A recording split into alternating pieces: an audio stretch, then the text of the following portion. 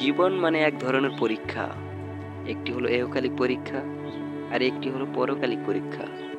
তবে প্রত্যেকটা মানুষের এহকালিক প্রশ্নপত্র এবং পরকালিক প্রশ্নপত্র একই। তবে এহকালিক পরীক্ষায় আপনি কারো মাধ্যমে পাশ করতে পারবেন, কিন্তু পরকালিক পরীক্ষায় আপনি কারো মাধ্যমে পাশ করতে পারবেন না।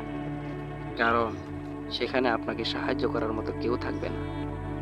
এই জন্য আল্লাহ সুবহানাহু ওয়া তাআলা পরকালিক প্রশ্নপত্র আগেই ফাঁস করে দিয়েছেন, যাতে করে প্রত্যেকেই পাশ করতে পারে।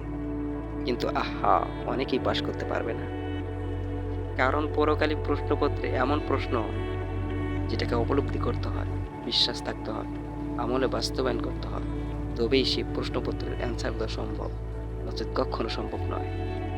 তাই আল্লাহ সুবহানাহু ওয়া তাআলা আমাদের সকলকেই সেই পরকালিক প্রশ্নপত্রের প্রতি উপলব্ধি করে, বিশ্বাস থেকে আমলে বাস্তবায়ন করে এবং সঠিক প্রস্তুতি গ্রহণ করে কবরে যাওয়ার তৌফিক দান করুক। আমিন।